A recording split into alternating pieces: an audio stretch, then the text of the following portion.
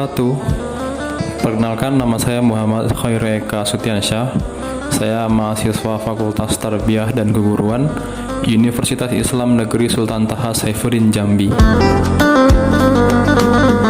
Pada kesempatan kali ini saya ingin menyampaikan sedikit cerita tentang masa kepemimpinan Abu Bakar yang menjadi khalifah pertama setelah wafatnya Nabi.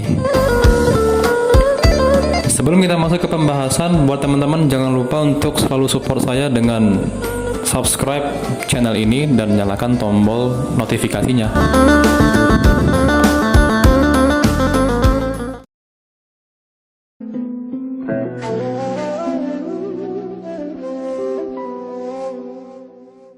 Abu Bakar As-Siddiq adalah khalifah pertama yang memimpin umat Islam setelah wafatnya Nabi Muhammad SAW. Abu Bakar memimpin umat Islam selama 2 tahun, dari tahun 11 Hijriah hingga 13 Hijriah. Abu Bakar adalah orang pertama di luar keluarga Nabi yang memeluk agama Islam. Beliau adalah sahabat yang paling dicintai oleh Nabi. Abu Bakar sangat loyal kepada Nabi. Ia mengorbankan harta bendanya untuk perjuangan Nabi. Dan putri Abu Bakar bernama Siti Aisyah pun dinikahkan dengan Nabi. Gelar As-Siddiq yang berarti amat membenarkan diberikan kepada Abu Bakar karena beliau adalah orang pertama yang membenarkan peristiwa Isra Mi'raj. Setelah Nabi wafat dan sedang menunggu dimakamkan, kaum muslimin mengadakan pertemuan di Safiqah atau balai kota Bani Saidah. Mereka membicarakan siapa sosok yang tepat untuk menggantikan Nabi.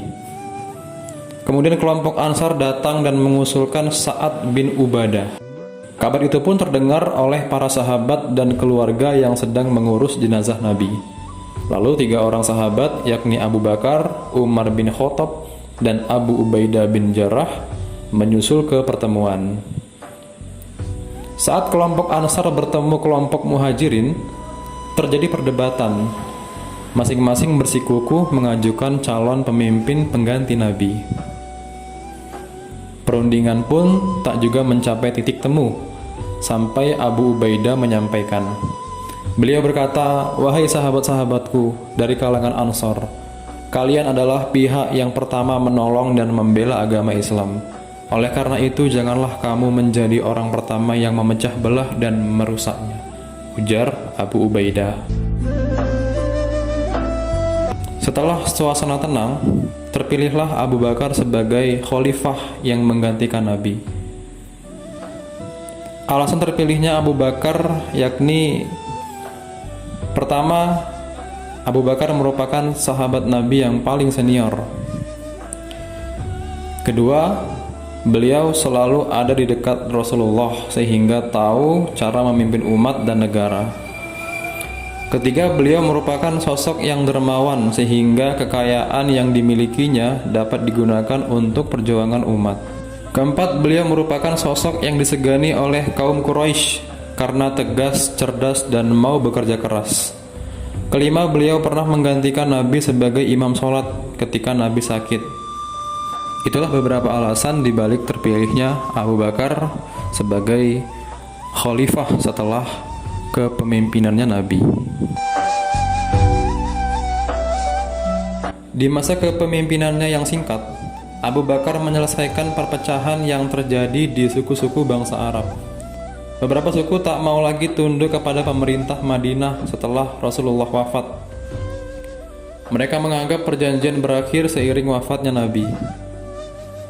Lalu kemudian Abu Bakar menyelesaikan perpecahan ini lewat perang Riddah atau perang melawan kaum kemurtadan. Panglima yang berjasa memimpin perang yakni Khalid bin Walid. Hal lain yang dihadapi Abu Bakar yakni orang yang tidak membayar zakat dan orang-orang yang menganggap dirinya sebagai nabi pengganti Muhammad atau nabi palsu. Seperti Musailamah al-Khazab, Musailamah sang pendusta yang pernah mendeklarasikan bahwa dirinya adalah seorang nabi. Abu Bakar juga mengumpulkan ayat-ayat suci Al-Quran yang disalin menjadi mushaf. Ia menjadikan ayat Quran dan As-Sunnah sebagai hukum.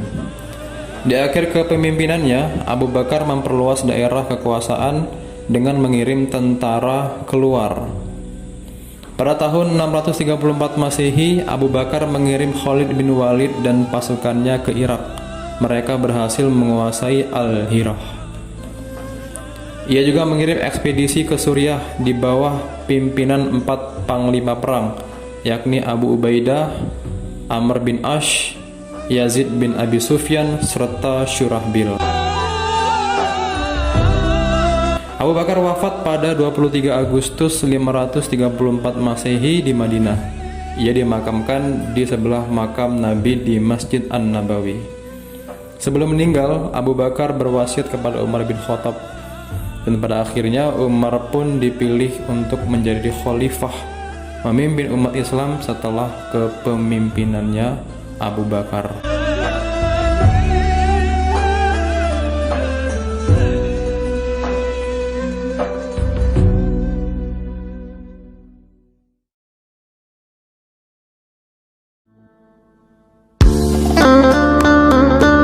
Itulah sedikit cerita tentang masa kekhalifahan Abu Bakar As-Siddiq, sosok yang menjadi khalifah pertama memimpin umat muslim setelah wafatnya Nabi.